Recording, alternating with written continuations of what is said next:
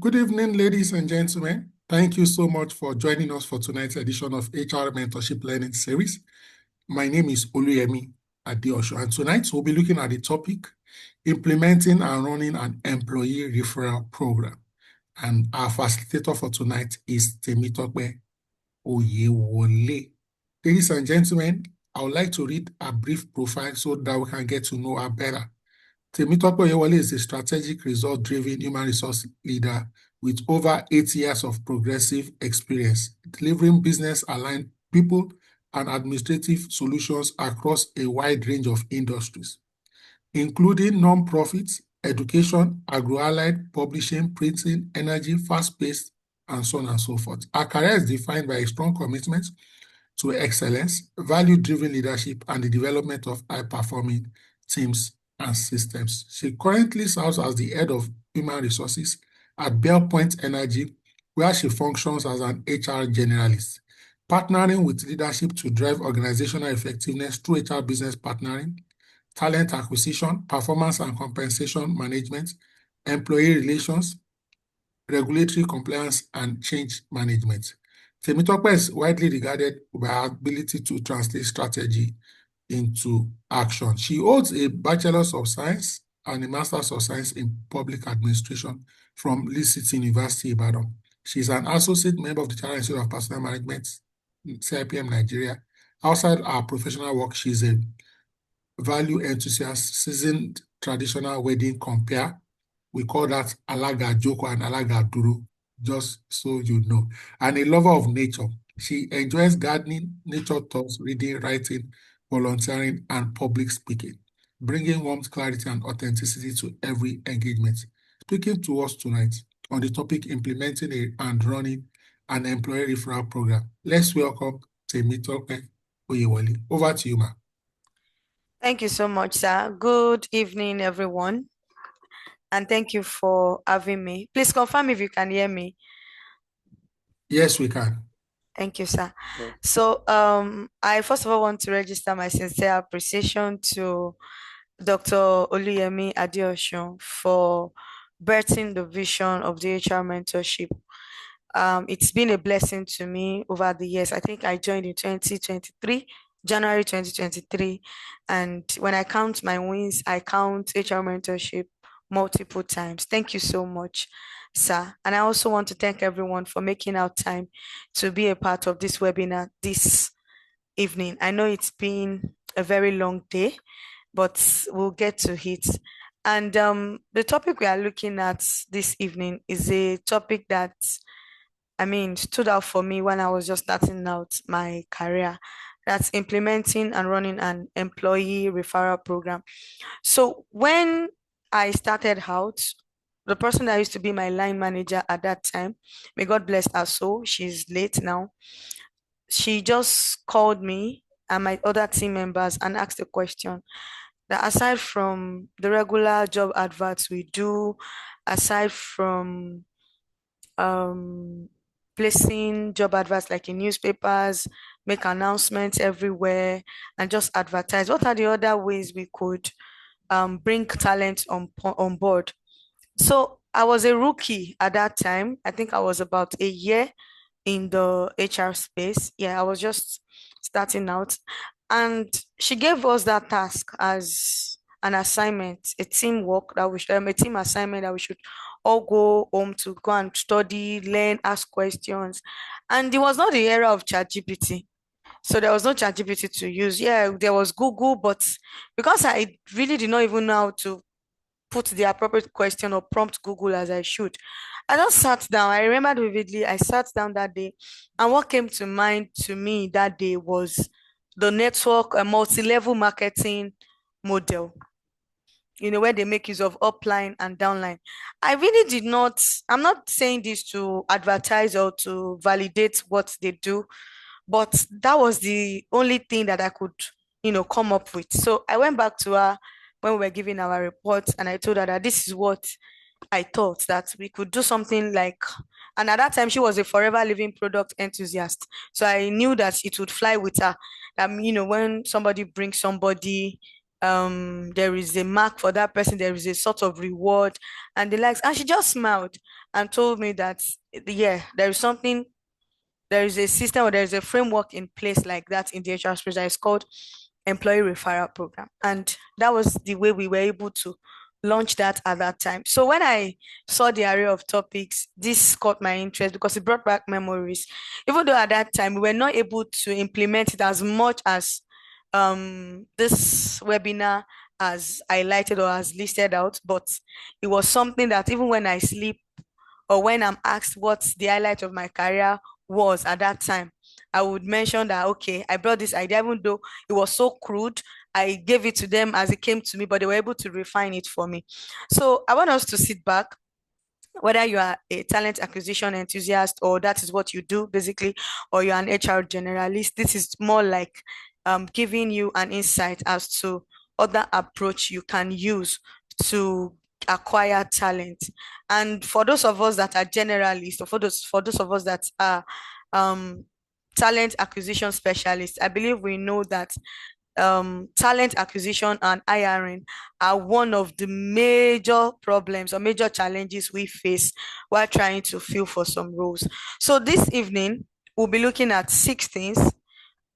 I mean, I've broken down the teaching of, permit me for saying teaching, or let me say the webinar into 6 um, broad perspectives. So the first one is the business case.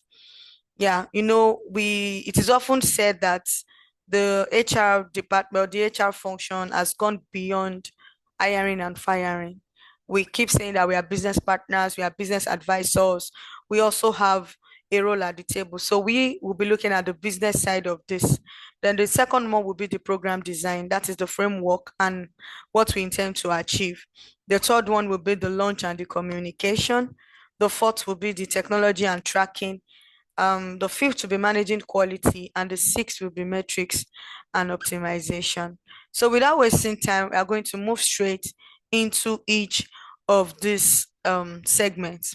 So the first one is the business case. So I'm sure most of us here, we are core professionals and we do what we call HR budgets. Yes, on an annual basis, maybe quarterly, maybe biannual, depending on what is obtainable in individual organizations. And one thing that will help your budget, or one thing that would help you budgeting, is data.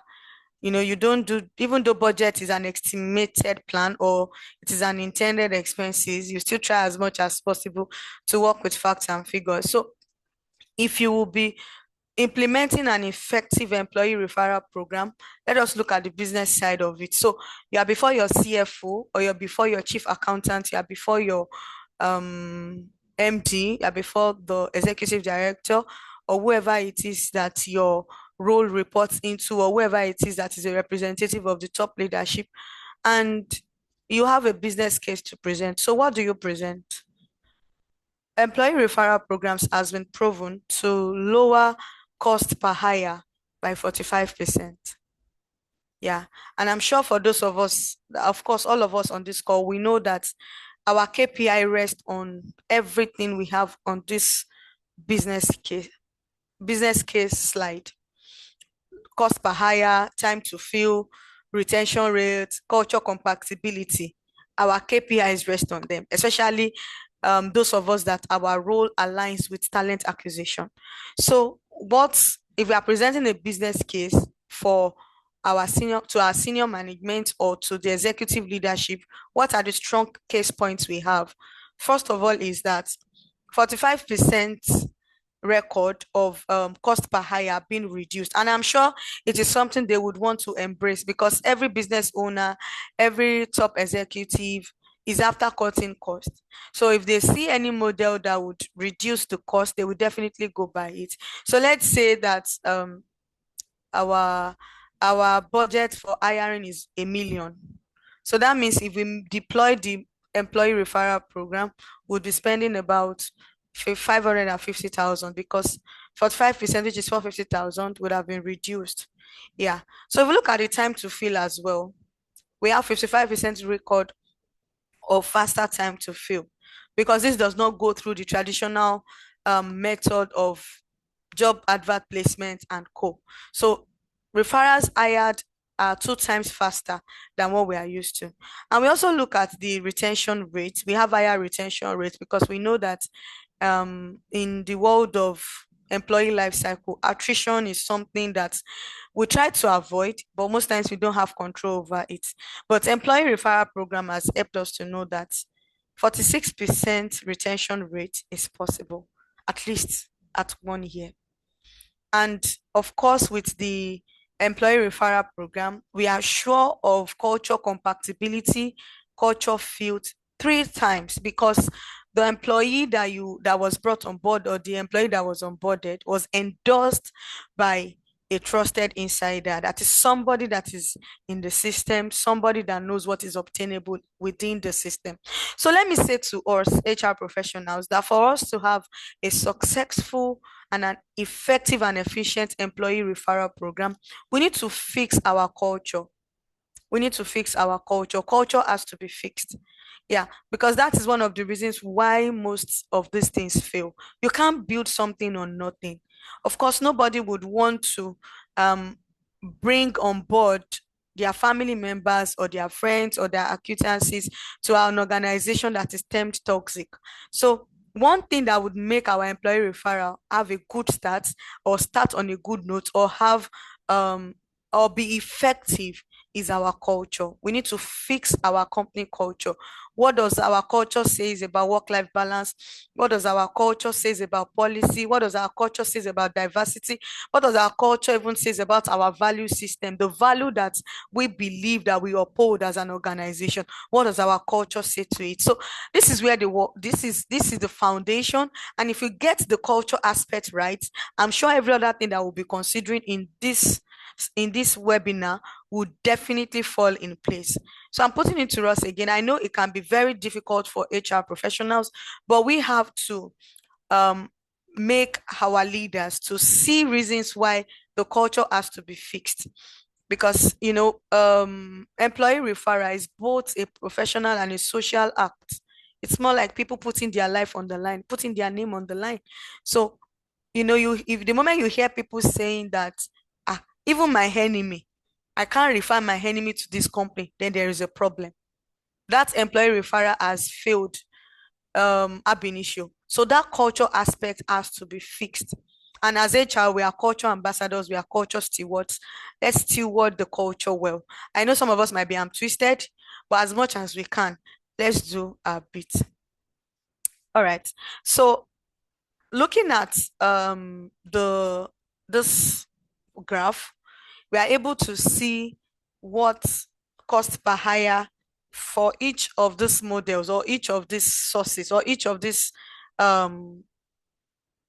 scope can get us. So we are looking at staffing agency, for instance.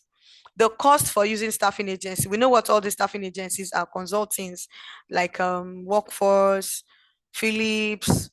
We have a whole lot of them. I might not be able to mention their names, but I'm sure that we are familiar with them.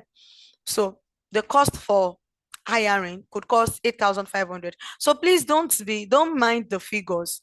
I'm sure these are just hypothetical figures. And I'm sure that with the ranges in the figures, we'll be able to understand what I'm actually trying to point out here. So for job boards, different job boards like our HR mentorship group, there are some of these job boards that you pay for, Jobberman and Co. They are not free. Yeah, there are some of them that you pay for. So we're assuming that the cost is 4,200. Career sites, we have a whole lot of them. It's also costing us 1,800. I mean, pretty cheaper. LinkedIn, 3,100. You do premium subscriptions. Sometimes you also you sponsor your ad so that I can have a wider, you promote, that's the word on LinkedIn. You promote your post so that I can have a wider reach. An employee referral is costing us 1,200. So looking at this graph, we could see that employee referral is still the most cost effective model, or the most cost effective program that we could use in acquiring talent. And I'm sure that if we are able to present this to our senior management or our top executives, they will definitely jump at it, because in as much as we are able to defend our facts and let them see reasons why they should buy this in, it will definitely work. So let us look at the key insights. Employee referrals cost on an average 7 times less than staffing agencies. So if you compare employee referral with what is obtainable with consulting firm, employee referral seems to be cheaper. Yes, yes. And of course, they also deliver quality hires. We'll get to that. Yeah. So for industry benchmark, companies with mature referral programs fill, 40 to 50% of all roles through referrals. World-class programs reach 70%. So I stand to be corrected. But I personally have made an observation that most of these top four companies, most of these blue chip companies, we hardly are we going to see them advertise some of these roles. So the question is, how were these roles filled? So these roles were filled by having an employee referral program in place. Yeah. Most of these roles are not usually advertised. I mean, I'm very sure that we hardly come by them. But are we saying that they don't have vacancies? Are we saying they don't have openings? Or are we saying that it is only somebody that has been there from entry level that has been promoted to the top level? No. What they deploy is the employee referral program. That is why it looks as if when you get to some organizations, especially this top four companies, all these blue chip, very big companies, well structured multinationals, you see that in a department, you might see people from the same university, you might see people from the same tribe, even though with the principle of diversity, inclusion, equity, inclusion, and belonging, that has been watered down. But in previous years, that is what used to be obtainable. I mean, somebody was telling me the story of a department where she once worked. Everybody in that department are from Unilag. I mean, so some of these things are possible via employee referral programs. So we'll move forward. So what are the pillars to look at when we are designing an employee referral program? The first pillar is the eligibility rules. Who can refer? So we need to set a framework in place. Is it junior staff that can, is it junior management staff that can refer? Is it entry level staff that can refer? Is it mid level staff that can refer? Is it C-suite? Is it ED? Is it top management? So we must set that clear from the beginning. Who can refer? Is it all employees?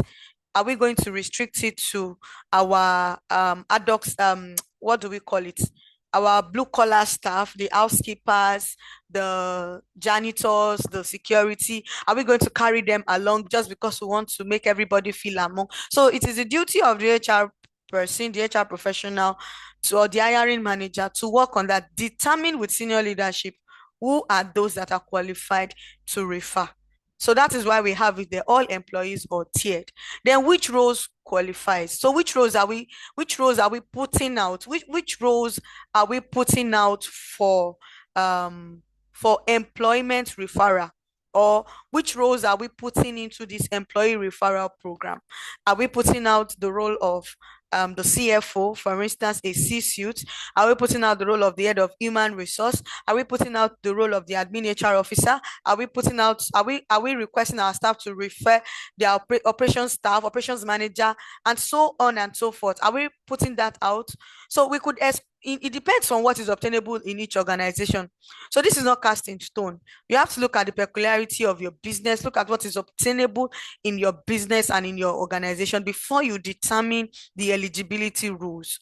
So are we excluding contractor referrals? Are we excluding HR staff? Are we excluding hiring manager? So for instance, when I was in the printing press, we have something we call our peak period, peak printing period, peak season. We call it season. So during those periods, everybody can refer because we also deploy this model. Everybody from top to bottom can refer ad hoc staff because at that period we need more of ad hoc staff who are being paid wages. Yeah, they are being paid wages. So anybody can refer. We really don't need a BSc or a graduate. What we need is the physical ability to be able to do what we need to do because it includes moving stuff from one warehouse to another, from one machine to another. I mean, from one section of the press to another section of the press. So the business model at that time allowed for everybody across all levels to be able to refer. So you could see, I mean, I remember that time, the person that was like a GM would just come in the morning and send some CVs that these people, they just send me their CVs, please screen them and shortlist and see if they are fit into what we are looking for. So that was, and there was also a time we are looking for a very sensitive and key roles. We did not cascade that information down to all levels of staff. We had to move it from mid-level upwards because we know that they will be able to get us what we are looking for within their own space. All right. So the next pillar would be the incentive structure. The incentive structure has to be clear.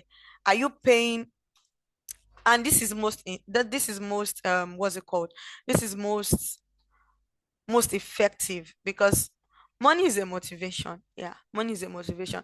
People do not want to do something when, if and when there is nothing for them, at least 99% of most of the time. Yeah, even though that's not a good thing, but in this wise we can't do away with the incentive, so that has to be properly spelled out. Will it be cash? Will it be kind? Will it be percentage of the referred emolument? So it is the prerogative of the HR and the hiring manager and the hiring team to design that. Then what parameters are you using? So will it be the same bonus or the same rating across board? For instance, if you are referring somebody for a junior role, will it be the same bonus? If you are referring somebody for senior role and critical roles, will it be the same bonus, the same, what's it called, the same parameters? Will it be the same percentage? So it is important to also determine what would work. And for me, I would say that the harder the role or the higher the role, the higher the bonus, because there are some roles that are very, very difficult to fill. I mean, I've been in that I had to start even crying on in some of my mentors or people that I look up to in their chat space. I had to start crying in their DMs that please let me find people. I need people for these roles. I'm practically seeing my MD in my dreams, so because of the timelines that I have to work with. So the higher the role, I feel, or I'm suggesting, the bonus should also be higher. And of course, for some diversity hires, people that are able to be exceptional even with the referrals, I feel that there should be a double bonus for them just to encourage them. Yeah. So there could also be non-cash, non-cash rewards. It could be maybe a getaway. It could be a CSR. I mean, you could be something like a charity. Maybe it could also be like L&D, anything that would just serve as a motivation and will serve as a reward for that activity. Please, are we together? All right, so I move to the third pillar, which is process and timeline. This is really important. From the start, it is important to set clear timelines. Yeah, so you must know this referral program that we are launching. How long are we launching it? What's the measuring scope? How are we measuring the success? So it's important to work with um a clear submission flow. We can make use of our Google Sheets, Excel sheets, Google Forms, ATS. I believe we know what ATS is, automated tracking system. So let's leverage technology. Let's make use of technology. Then we should also give feedback. So give updates to referrer at each stage. So that is one of the problems that employee referral programs faces. Some of us, I mean, we hiring manager, maybe myself inclusive, we don't keep them in the loop. And if the referrer does not hear anything, I mean, he might not feel encouraged to do more.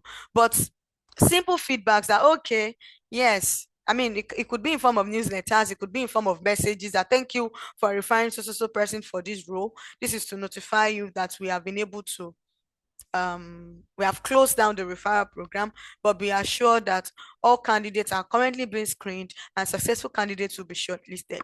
After I have done that, thank you so much for your interest and for your help, for also making our work easy. This is to let you know that all shortlisted candidates have been screened and invited for the first level of interview. So, that makes them feel among, that makes them have this sense of belonging. It makes them feel like, okay, I'm also a stakeholder in this.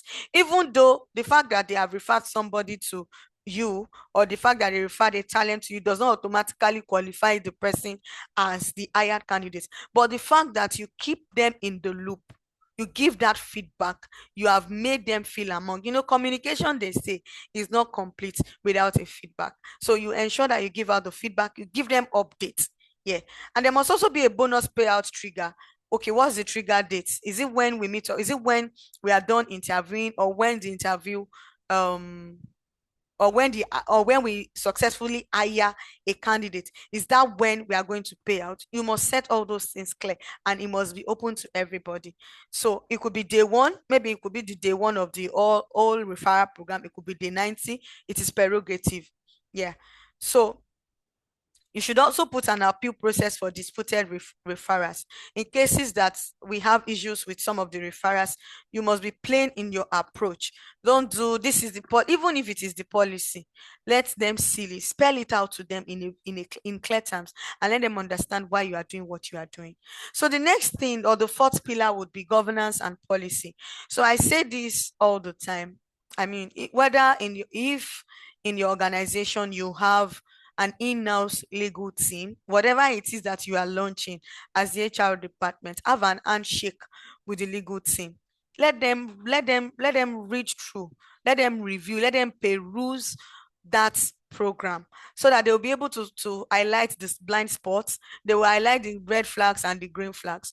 And even if you don't have an in-house legal counsel, try as much as possible to advise your organization to please um, seek the help or the services of a legal practitioner, so that you are covered. Because policies are, I mean, they are things that we need to look out for, because in as much as we call it a policy, it is binding, and we must ensure that we are covered. So ensure that the policy is safeguards anti-nepotism, is not biased, conflict of interest as properly spelled out, legal review for regulated industries, especially for industries like finance, healthcare. You must be sure that your policy allows for these regulatory bodies, and also allows that the operations of this referral program is properly regulated, so that you don't have to start facing lawsuits after you have successfully hired a candidate.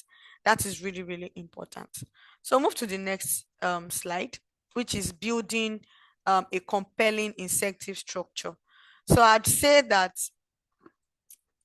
this incentive is a motivation, and it is the program's engine. And we know that no matter how beautiful a car is, if the engine is bad, the car is as good as carcass. So we need to oil the engine. And when an engine is properly oiled, we know that the way at which that car will move will be different from a car that is due for servicing and we have refused to oil. So the incentive is the oil that fuels this engine, and you must make it attractive and make it compelling. So I just did this. I mean, the bonus range are discretionary, like I mentioned earlier. They are based on what is obtainable, the business model, the business dynamics, and whatever it is obtainable in every organization. So we'll look at entry level. The bonus range could be discretionary, 30-day retention. So you could pay in splits. So if you look at the last part or the down part of this particular slide, it is always split large bonuses, 50% at higher, 50% at retention milestone. This creates mutual investment from both referral and new hire. So I would say that aside from even roles with large bonuses, there should be a sort of mutual agreement or mutual investment, mutual understanding between the referrer, the new hire, and the hirer. Yeah, because as much as we know that this is a plan that would work, we would not also want to invest our time in something that would be a waste at the end of the day. So the bonus are discretionary. It could be a flat rate, it could be percentage. It is definitely left at the discretion of the management of the hiring team. So your payout trigger for entry level could be 30 days retention, but these payout triggers, they are actually advised. Yeah. And because they have been tested and they have been seen to work. Yes. Professional mid-level. I mean, these are most of the levels that some organizations actually deploy this program for. So you could use a 90-day retention payout trigger. For management senior roles, you could also look at 90-day retention.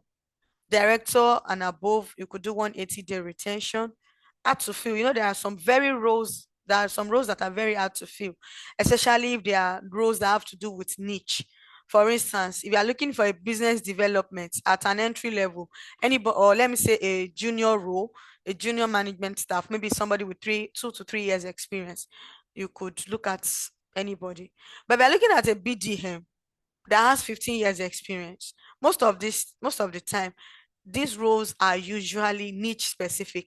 It could be in oil and gas, it could be in renewable energy, it could be in healthcare, it could be in insurance. So some of these hard to fill and niche specific roles, you need to ensure that the payments method is listed. They know what is in it for them, what is obtainable, what are we getting. So you have to list out the benefit, and you have to list out all the obtainable payments or obtainable motivations. Yes. So for diversity priority roles, let's say we are trying to employ people from the south, southwest, southeast, female. We have more of male gender, so we need female for gender balance. We could also have some supplements in incentive aside from the um the payments or the cash incentive that we have in place. So moving on, we'll be looking at the launch and communication strategy. So the first one is stakeholder alignment. So it's important for the hiring manager or the hiring team to brief their C-suites and brief their senior leaders. Carry them along. This is what we want to do. This is the approach. This is the way we want to do. And secure executive sponsorship. Let them sponsor. Let them validate that program, because most times, some of our top leaders, they give passive approvals, and passive approvals will not get the job done, because passive approvals just mean, okay, go and do it. Go and do it because maybe they don't see reason why they should buy it. So you must ensure that you get their buy-in. They buy into that idea, they buy into that model, they buy into the strategy. And you also carry every stakeholder along. If you are the team lead, carry your team members along. In some organizations, they exempt the HR department from this employee referral program. They are always exempted because they feel that there might be some instance or issues of nepotism or unfairness. But it depends on whatever it is that is obtainable in your organization. Yeah. So from this stakeholder alignment, it is also important to appoint program champion, people that will champion the program, like program ambassadors. Yeah, brand ambassadors, people that we know that it is their core, even though they are not in the HR department. Excuse me, it is also their core. So that's this stakeholder alignment should run from week 1 to week 2.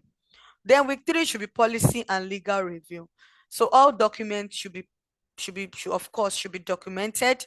The legal should have signed off, should have cleared and highlighted all the blind spots. Then the employee handbook should be updated. Let everybody know that this is a part of what we do. This is part of our culture, as part of our inclusion value or our inclusion belief. We believe that our employees can also refer candidates to us when we are trying to fill in for some roles. So, and it is also important to set up ATS referral tracking. Yeah, automated tracking system. It's also important. Yeah. So soft launch to champions, can pilot with 10 to 20 enthusiastic employees, gather feedback, fix process gaps. Like I mentioned, anybody that is ready and willing to refer people to us, we must learn to give them feedbacks. Let's carry them along. Let them be able. Don't let them say, "Are they still doing that employee referral?" Me, I stopped hearing anything from them, so I just assumed that they were not doing it again. No, let's carry them along. Let them know what is going on. Let them know how it works. Let them know where they're coming. Let them know how they're coming. Yes. And of course, it should be the launch should be company-wide launch. And please let me say this. Employee referral program is not a brand activation. Yeah, it's of course for those of us in FMCG, for those of us in PR, we know what activation is. It's one of the key things we do. Yeah, employee referral program is more than a brand activation. Yeah, it's more than a brand activation. So you must try as much as possible to ensure that the launch converts. Yeah, the launch converts. It doesn't have to be a big event. It doesn't have to be a black tie event. No, it could be a town hall meeting where the CEO takes ownership and speaks from a point of view of approval. that they ran this by me and I have approved this, and this is one thing I want to do. The CEO could even make videos, just have people buy. People would want, if not for anything, but for the fact that he's our CEO, and for him or her to be so much vested in this. I think we as staff also have the responsibility to also spread this and make it something that would be worth the while. So it is important. I mean, we could even put incentive in place that, okay, the first 20 referrals have goodie bags, have swag bags that we are going to give them. And like I mentioned earlier, it is important to carry everybody along, because especially with feedbacks, because referring or employee referral program is both a professional and a social act. I won't want to refer someone that would spoil my face. That's Yoruba English. Or someone that would make me feel less of myself, or someone that would spoil my brand perception. No, I would definitely look at myself even before I refer anybody. And on the flip side, I would not also want to refer my beloved or the people that I owe in high esteem into a place that the culture is not fixed. Are we together? So the after this 5 weeks of launching this, the ongoing thing is to monitor and sustain. I mean, sustain and amplify. Your winners could be spotlighted quarterly, they could be spotlighted bi-monthly, they could be spotlighted monthly, depending on what is obtainable in your organization. Let there be a leaderboard where everybody can see. Let them know how everybody is doing and what everybody has brought to the table. So let's move to the technology and tracking. So tracking is important because whatever is not measured cannot grow. And if you don't measure a system or you don't measure something, you can't improve on it. So that is why it's important for us to track. So for tracking, we'll look at the native ATS that we can make use of: Workday, Greenhouse, Liver, ICIMS, built in referral modules. Yes. Dedicated platforms. So there are some dedicated platforms for employee referrals. We have Role Points, we have Teamable, we have Boon, we have First Bird, specialized and gamified. Yeah. So this is built like some of these our games that we are so much used to. I'm trying to remember one now, but it's leaving my head. I'm sure by the time I get to the next slide, I'll remember. So you could also deploy HRIS integration. I'm sure we know what HRIS means. Bamboo HR, some of us are familiar with it. SAP, success factors for payouts and records. So for those of us that maybe our company is yet to upscale to the HRIS, or they are not ready for all these ATS, we could use lightweight stats. So we could use our Google Forms, we could use our spreadsheets, that's our Excel spreadsheets. We could also use Google Sheets. So we could use Slackboard, especially for those of us with small teams, mid-sized organizations. Yeah. And we could also use analytics layer. So for those of us that are data engineers that have vast knowledge in data engineering, we could use Tableau, Power BI, Looker for programs dashboard. So what are the things we should look for, or what are the things we should track in our dashboard? The list is endless, but I mean, these are the critical things that we should look out for. Number one, total referrals submitted by month. So I would advise and I would suggest that the the timeline should not be too large. Let's work with short timelines. So it could be in phases. Yeah, it could be in phases. It could be 4 weeks, it could be 6 weeks, yeah, it could be 8 weeks. So you also look at what you are tracking in your dashboard. The second thing is referrals by department or hiring manager, referral to interview conversion rate, referral to offer conversion rate, referral to hire conversion rate. I believe we understand. So how many of these referred talents were interviewed? How many of these referred talents that were interviewed were offered an employment? How many of these referrals that were interviewed that an offer was made were hired? So we need to look at the conversion rate.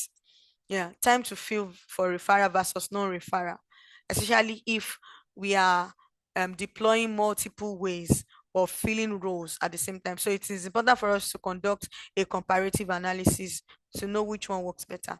Cost per hire for referral channel, 90-day and 1 year retention by source, bonus payout tracking, and budget utilization. Participation rate, percentage of employees who referred. Yeah, so we move on. So we'll look at the risk. and also look at how to mitigate the risk, because this employee referral program has its risk. But in as much as there is a way or there is a process in place to mitigate the risk, then we are covered. So one thing that we must note is that quality should not be compromised. I mean, the quality of talent should not be compromised. So I don't expect any professional to say that because this person was referred by the CEO, even though I know, you can say that my two ends are up, even though I know that in some organizations bias is part of their culture. Yeah, they are biased. They do things based on nepotism. But as an hiring manager, as a talent acquisition specialist or a manager or whatever it is that you are doing in the talent acquisition space, you must know that quality over quantity. Yeah, quality is important, because if at the end of the day you just hire anybody, you will still be the one to face the problem, because you will be the one to be questioned that what type of person did you hire. Did you interview this person at all? Did you assess the person's suitability and compatibility with our work model and our culture? And at the end of the day, if the person cannot cope, the person will leave and you still begin the process again. Still begin to hire. And let's be sincere with ourselves. Hiring is work. It's real work. It's real work. So it is important for us to get it right from the beginning. So, so what are the risk? Homogeneous network. So how can we mitigate this risk? We should track diversity metrics by source. Yeah, set diversity referral bonuses, partner with ERGs, employee referral groups to expand networks. So one thing, like I mentioned earlier, that there was a time in a colleague of mine was telling me that in a particular organization, in their, I think it was their finance department, 90% or 95% of people in that department are from Unilag. And to even worsen the case, they are all Yorubas. So and they were all male again. So in order to um manage that risk, in order to mitigate that risk, it is important to also set diversity referral bonuses. That okay, it requires that you you you refer talent to us, but at the same time, we are doing it with the principle of DEIB in mind. Male for gender balance, female for gender balance. Some organizations are even particular about the geopolitical zone the candidates come from. Yeah, I mean, in some organizations, you see that everybody from top to bottom is Yoruba. Maybe it is just the security men that are Usas. So someone was sharing that with me in the organization, that was what they faced. At some point, they began to dilute the workforce. They began to bring Igbos. They began to bring Northerners or people that could even speak um, the Hausa language, so as to have this native FBI, native intel. Do you understand? So it's good for us to set that in place.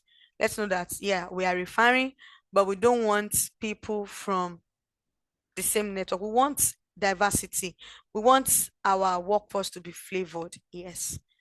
Then, of course, another risk that this program has is lowered screening standard. No, the standard of screening should not be lowered. So the same structured interview should be used across board. I'm sure most of us have our SOPs. So whatever it is that your SOP says for hiring is what you should deploy, irrespective of where the candidate is coming from. You could fast track candidates from referrals, you could fast track, but trying to water down or trying to make the interview process to suit their capability would eventually have a negative effect on the overall hiring later. So the standard should not be lower, the standard should be maintained. Then nepotism perception, that is also another risk.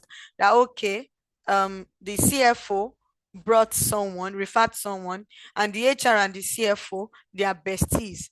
So of course, I'm sure that the HR has no choice to employ somebody that the CFO referred. No, there should be a transparent policy in place that must be visible and known to us, to all. The conflict of interest disclosure must be explicitly spelled out. And of course, HR owns final decision. And we believe that as part of our code of conduct and or the code of ethics that guides our operations must not be guided based on sentiment. We don't work with emotions. We don't work with sentiment. We work with facts and figures. We work with um, data. Yeah. So the fact that the person is coming from the CEO, if the person cannot do the job, we can just let the person go. I mean, politely let the person know that yes, even though you came highly recommended, but maybe if you could take this training and come back at another time, if there is any opening, we could consider you. Yeah. So another thing that is also perceived as a risk is that referral quality degradation. Excuse me. So we should also look at that. And one thing that in places that I have deployed I mean in organizations that have deployed this program, I used to sound a note of warning to the employers and to the referrers that whoever it is that you are referring is a reflection of who you are. And I also said it earlier that is a social and professional act, because in a way we are trying to peep into the social status or the social well-being of the person of our own employee that is currently referring another person. So the quality must not be degraded. So in order to mitigate this risk, there must be a 90-day tracker performance for referral hires, because poor performance reduce referrals credibility score. And I'm sure before you refer someone, you must have, even if the person is the best of the best, you must have had an heart talk with the person that, okay, Oga, I'm referring you to this place. Be the best you can be. Like you're about to say, don't go and spoil my face. I believe you understand what I'm saying. Yeah, because they hold me in high esteem and they believe that I'm credible enough. That is why they have reached out to me or I'll be count me worthy as part of those that will be a part of this program to refer. So try as much as possible to do your best. But as HR managers, this referral quality degradation, we must ensure that we manage it properly. We do not allow anything to downplay the quality of our hiring process.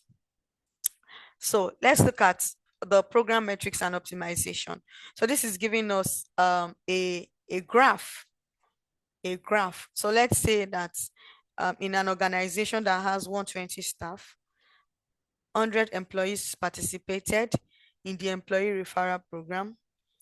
68 referrals were submitted. Out of the 68, 42 were screened. Out of the 42 that were screened, 28 were interviewed. And out of the 28 that were interviewed, 15 referrals were hired.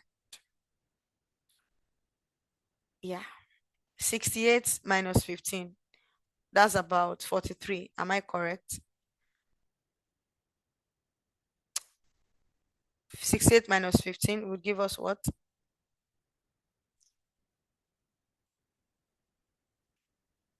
53. Okay. Yeah. So it is important to see the difference.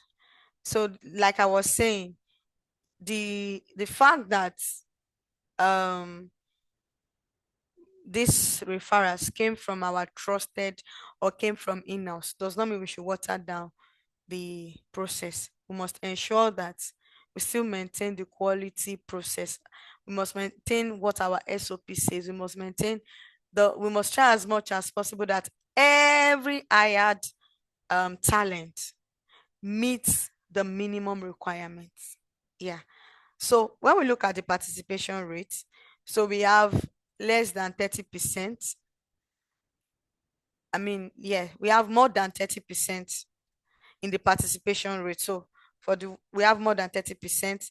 The referral higher rate, we have more than 20% as well. The time to fill, we have less than 35 days to fill. And the retention day percentage, 85%. So these are data driven information that we could also use to project and to also get executive buy-in. Yeah. All right. So 7 reasons why referral programs fail and how to prevent them. The first reason why executive leadership program fails. The first one is no executive sponsorship. He will place the piper, dictates the tune. The side and the tone, the body language of the executive leaders speaks a whole lot. They don't have to tell the hiring team that they are not in support, or they do not buy into the program for the before the program fails. Yeah. So the executive must sponsor. It's not only sponsor with finance, sponsor with approval, sponsor emotionally, sponsor in even with their words, with their speech. Okay, you just call somebody, a random person in the organization, and say, "So, okay, this particular program that HR department are currently running on, what have you done?" I mean, I was told that they opened the program to all levels in the organization. So what have you done? I mean, that would give that person a sense of responsibility that, this is a big problem. Oh. MD is in the know of this, so I must what? I must sit up. So involve CEO, CHR role from day one. It should be a company priority. So this depends on what is obtainable in our organizations. Our top executive leadership must be carried along, and they must sponsor the program. They must also buy it. I mean, there should be an executive buying in the program that would make it work. Yeah. So another thing that makes referral program fails is processes slow and opaque processes. So we could see that some people stall with information. I mean, they don't give feedback as and when due. They delay unnecessarily. So that could also, make people discouraged. People will just feel discouraged and feel like they are not ready. They just want to stress us. So what should be your response? You could even make use of technology, have automated response, because communication is not complete without feedback. And people want to hear feedback when they do something. Even if the candidate they have referred to you is not the best of the best candidates, if the candidate is not a star candidate, just acknowledge at least the person has put in an effort. So the feedback timeline should be fast, should be swift. There should be prompt responses. And of course, the third one is payout too low or too slow. Some organizations have, this challenge of debits. Well, I'm not sure it's a big problem, because I'm sure every one of us on this call too, none of us likes debits. We love credits more than we love debits here. So in some organizations, one of the times that there are issues that you will see HR and CFO or finance units having fracasses are during payout periods. Finance, please pay this thing. These people are due for this. We promised them. It's in the policies, in the agreement they signed. Why have you not paid? So we should try as much as possible to set a benchmark. Okay, the payout is due 30 days after we have hired this person, or your first tranche of payment will be sent to you. We must try as much as possible to ensure that whatever it is that we have signed on, whatever it is that we have agreed, we work by it. People should not refer and put their status, their credibility on the line, and you delay their source of motivation in value, monetary value. It's important for us to pay them. Then poor internal marketing. So for some organizations, the moment they launch, the first launch is usually the big thing. After a few weeks, no follow-up, everybody has gone to sleep, nobody remembers. So you must try as much as possible to refer to refresh their mind and let them know, refresh their memories. This is what we are doing. I hope we are ready. Who is ready to top the chart? Who is ready to be our referral champion? And every win must be celebrated publicly. Every win must be celebrated publicly. We just want to use this medium to celebrate Mr. Ajani Kuku of the operations department, of the procurement department, of the supply chain department for being exceptional at this employee referral program for Q2. I mean, the candidates he referred are not just good, but they are top performance, they are outstanding. Of course, I'm sure that alone, aside from the monetary motivation, would be a sort of motivation. So number five, no tracking or accountability. And I've said it. One of the reasons why we track is to measure. Whatever is not measured cannot grow. And if you don't measure anything, you can't improve on it. Whatever it is that is not growing will definitely be stopped and will definitely die. So it's important to build a live dashboard, review monthly in talent meetings. Yeah, there should be an in talent meetings where you review where you were last month as regards your talent acquisitions and where you are now. So one size fits all incentive, I will not subscribe to this. That is also another problem that makes employee referral program fail. So for somebody that referred a rookie, you are placing them on the same bonus with someone that also referred like a C-suite level. It won't work because the requirements of getting a rookie is not the same thing as getting a C-suite. In some instances, if you want to refer a rookie, maybe you are at the middle level managerial role, or you are close to the senior management. I mean, maybe you are the head, or I mean, more like a senior manager. You could talk to somebody, maybe those people that look up to you. I mean, there's this role that is open in my organization. I would love to um pitch you for this. Are you interested? That one is more like it's to me, I see that as a walk in the park. But a C-suit that has a whole lot of experience in his under his belt, that has grown through the ranks. Sometimes you might even have to take him out just because you want to discuss something with. It's not business, so you want to give him an idea that will better his life. But because of his level, you can't just reach out to him randomly. Sometimes, especially if you know that the person is somebody that is very hard to convince, could even do gift buying. So placing um those two roles, attaching the same bonus or the same incentive on those two roles will not work. There is no one size incentive bonus method that would work. So for each role, there should be each bonus attached to it. So the bonuses and the incentives should be based on the role. The bonuses and the incentives should be based on the role. That is, there should be some sort of diversity, so that would also be another source of motivation for people that we intend to have be a part of this. Yeah, so launch and forget.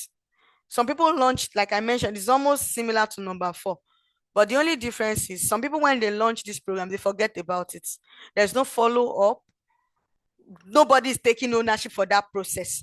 Nobody's taking ownership for. So when you even get to the team, you ask them. So I need information on this employee referral. What are the steps? How can I come on board? And you see there, is HR. HR say no, it's not me. Is that HR? Is I mean, no, there should be a process owner, and everybody should know that this employee referral program that we are talking about, this is the person you should hold accountable.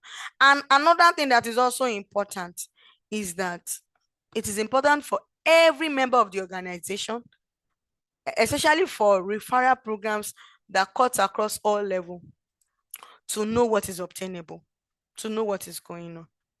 All right. So move to the next slide. Best practice spotlight. What great employee referral program looks like. So gamification done right. I mean, top programs use leaderboards, badges, and quarterly challenges. Employees compete for top referral status visibility. Sometimes when you want people to perform better, you must set some things in place for them as targets. Now, this is what we want, this is what we are looking at. And whoever is able to get us this or get us to this level is who would, give this badge of honor. So it's important for us to set those things in place. Yeah, sorry, I was trying to check for a game, um a game that I wanted to use the other time, and I think it skipped my mind. I'm going to get it out because it's one thing that I know I do. So it's important for us to, put that in place. Let there be monthly recognition. All hands, let's meeting, let people know that we are in this together. We are doing this together. This is what we own.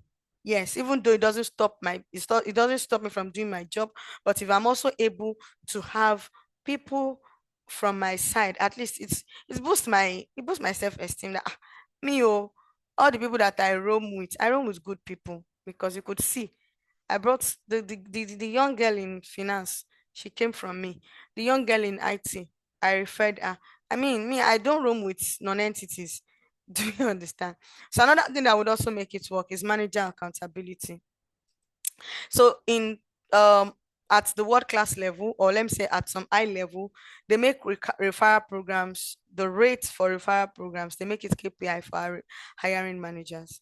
So the monthly reports would show what will show each manager how many referrals their team have submitted. So peer pressure and friendly competition drive behavior change. I've also mentioned that earlier, that nobody here would want to pitch or want to refer someone that is going to soil their image or soil their, what's it called, soil their image, or soil their identity. Nobody would want to do that. Yeah. So community and social sharing, it's also important to have leading programs empower employees to share curated job posts on LinkedIn with one click.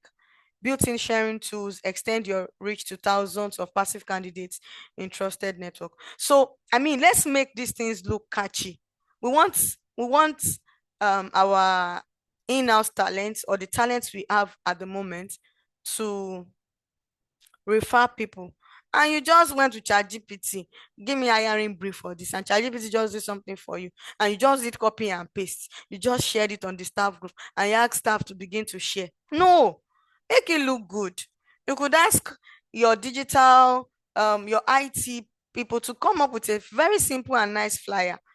I mean, I've seen some job adverts like that before, and I was like, no.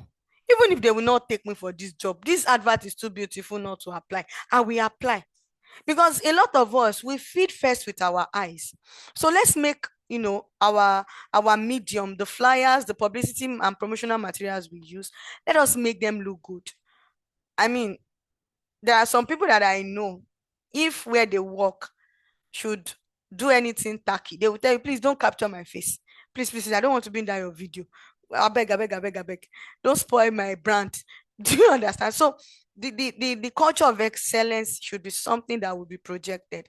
So we should not just do something generic. If I'm not saying ChatGPT is not good, ChatGPT is good. ChatGPT is not, supposed to replace our creativities, to enhance it and also polish what we have in us. So let's build in sharing tools. Let's extend our reach and encourage our team members to also do the same. So we are working with a 90-day action plan. So I'm just going to, breeze through it because it's almost, and I think I've spent more than an hour already. So this is a 90-day challenge, a 90-day action plan, more like a 3-month plan.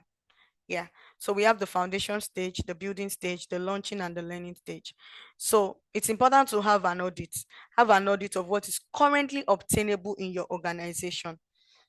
Yeah. So day 1 to day 30, have an audit, gather data, know the number of genders, the number of female, the number of male, the their geopolitical zones, where they came from. Do you understand? Have that, gather the data.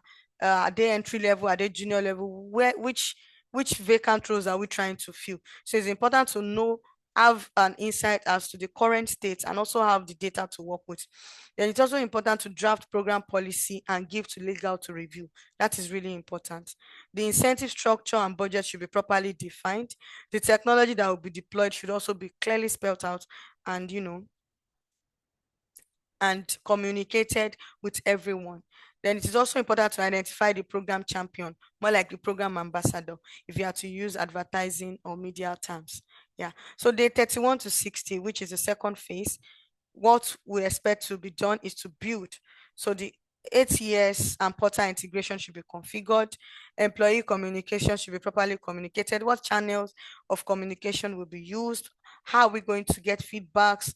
Those should be done. The HR team and the hiring manager should be properly trained, run them through the SOPs, run them through the program policy, the program framework, let them know what is obtainable, let them know the timeline, the response, everything they need to know, let them know. Then run pilot with 20 champion employees. Yeah, run a pilot program with 20 champion employees. Use them like more like an acid test and let's see what works. Then gather pilot feedback and redefine. So for the 61 to 90, that's more like the launch itself. There should be a company-wide launch event. And like I mentioned, you don't have to go and rent 4 Points by Sheraton or go to a hotel. It could be a town hall meeting. The reason why we just want it to be a launch event is to let people know that this is more than HR sending a memo.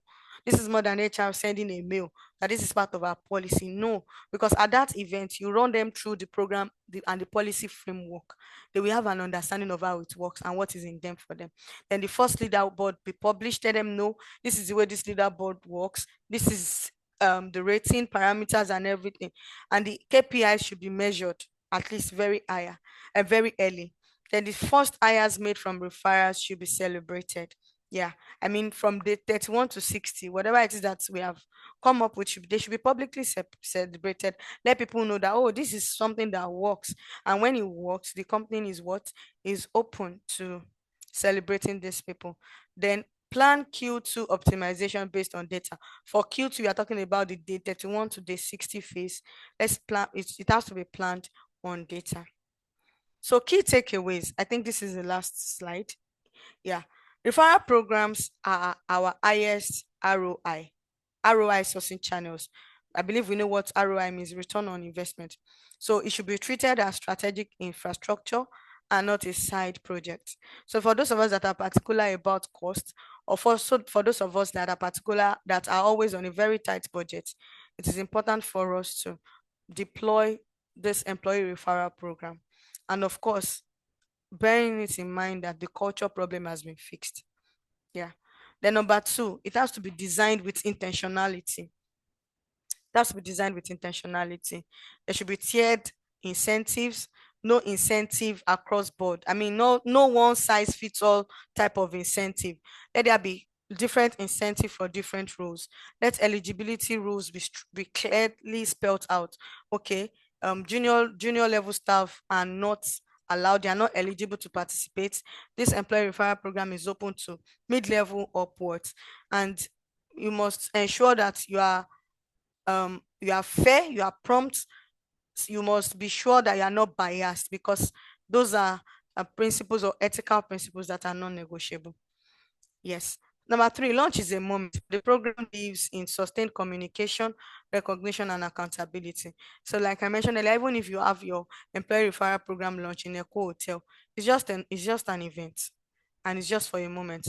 But what we outlive the program and what we make the experience sit and register well with people is the sustained communication, recognition, and accountability. People want to know, where are we? Where were we before we launched this program?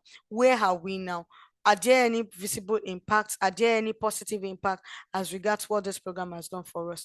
And track everything. Number four, track everything.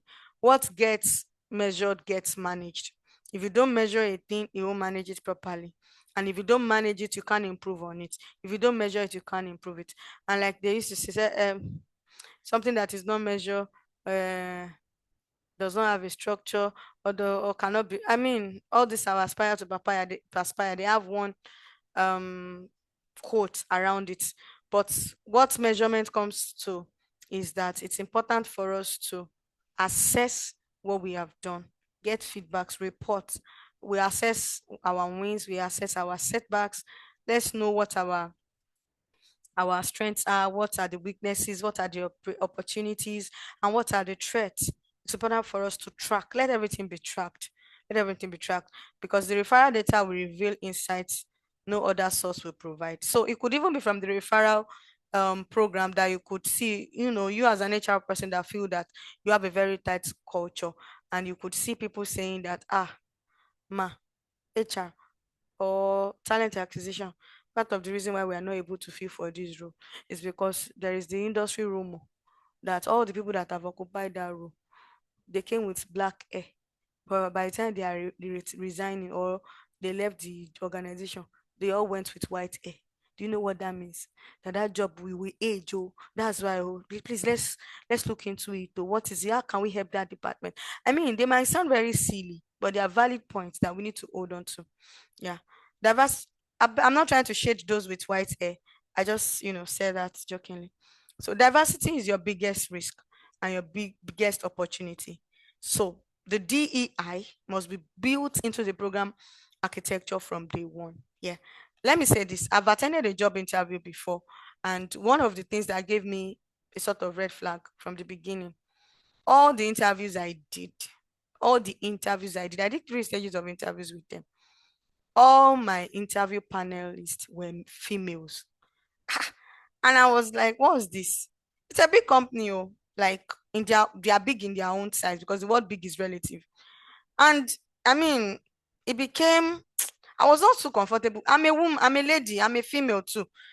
I understand the principle of women supporting women, but something was just not sitting down well with me until after I got an intel story. I mean, we know ourselves in this industry, and somebody told me that that of that organization, all their top VPs, VP talent acquisition, VP employee, that they are witches.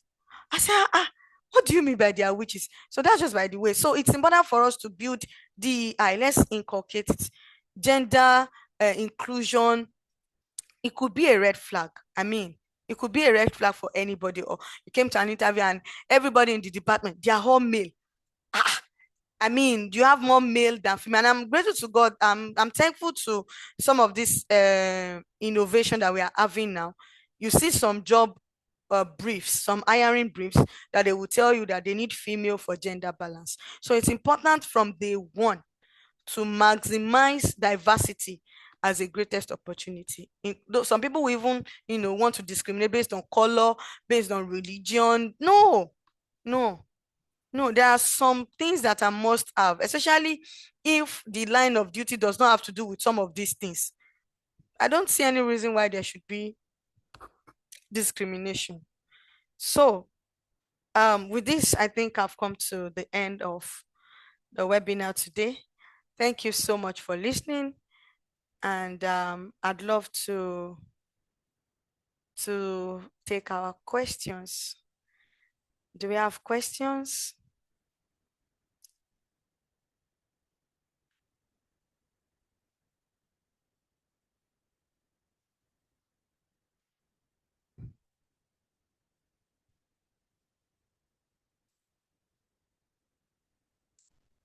All right. Do we have questions? We have questions. Do we have additions? Do we have subtractions?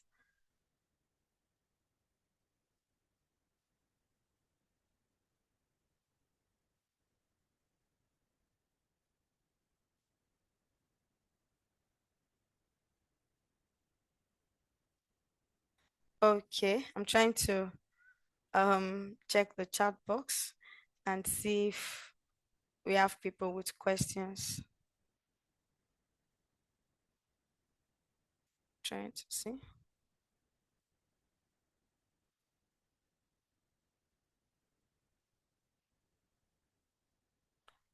Okay, please, if you have any question, you can please just put it in the chat box, in the chat room, so we can take the question. Or if you have any addition that you want to add to it, you could also let us know in the chat box. Oh, thank you. Okay, Jane says it was insightful and well explained.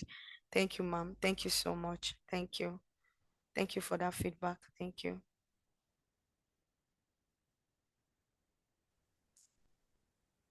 Yeah, so mine is also not a question, but appreciation. Thank you Okay, sir. for a well-packed webinar. Thank you so much for that. Thank you, sir. Thank you so much. Thank you for joining and thank you for listening. All right. I don't know if anyone else has a question and would want to also or make a comment so that we can call it a day.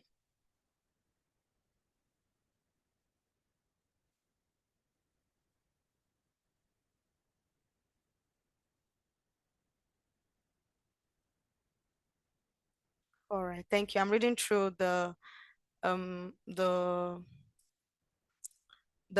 chat room. Yeah, someone said, little wonder I hardly see Chevron, Lafarge, Shell, and Nestle advertise vacant positions. Yes, they deploy employee referral. Yes, I think most of the roles they advertise are maybe they are graduate trainees, and some of these graduate trainees they just do the advertisement to fulfill all righteousness. They already filled 70% or 80% of those roles through referral programs. Yeah, it was insightful and well explained. Thank you. Thank you for an impactful session. Thank you. Thank you for this wealth of knowledge. This is a robust teaching. Thank you for the insightful session. Thank you for this rich and great well-being. And thank you for this session well delivered. If the HR is not a hiring manager, it should be rewarded. Yes, it should be rewarded. Thank you, everyone. Thank you for joining. Thank you for coming. Thank you for being a part of this. We sincerely appreciate you. And I think in the absence of no other question, it's a good way or a good place and a good time to end um, this webinar. Thank you, everyone.